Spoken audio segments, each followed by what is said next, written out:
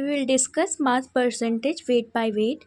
Mass percent of a component is equal to mass of the component in solution upon total mass of the solution. Remember, आपको यहाँ पे generally हम solute लेते हैं कि solute का mass upon total mass multiplied by 100.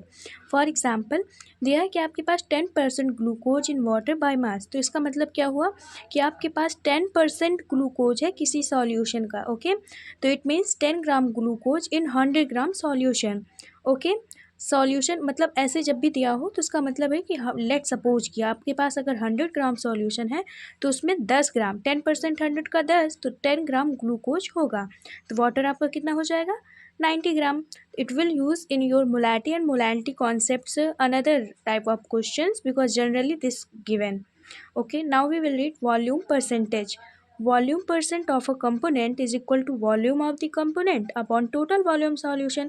Same है, यहाँ पे आपने मास को लिया, यहाँ पे आप वॉल्यूम को ले लो, क्योंकि क्वेश्चन में कभी मास बाय मास दिया रहता है तो कभी वॉल्यूम बाय वॉल्यूम तो कभी वेट बाय वॉल्यूम और मल्टीप्लाइड बाय 100 करो. इसका एग्जांपल है जैसे 10% ethanol solution in water by volume, right.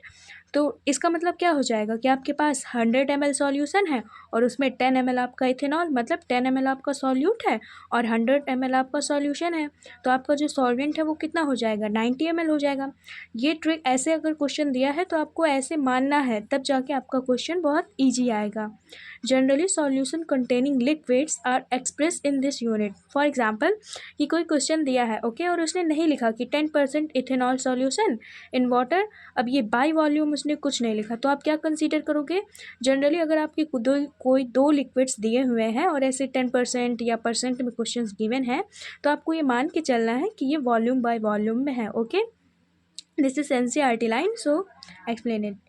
By volume must not mention. Okay, in question then in liquid solution by convention this unit assume. Okay, mass by volume third unit है आपका mass by volume का. Mass of solute in 100 ml of solution. For example ये weight by volume है ना, तो इसका मतलब है कि कितना आपका सॉल्यूट का मास है पूरे सॉल्यूशन को आपको ml में एक्सप्रेस किया होगा. ओके, ये जितने भी कंसंट्रेशन टर्म्स हैं सारे आपके मोलैलिटी एंड नॉर्मेलिटी में यूज़ होंगे.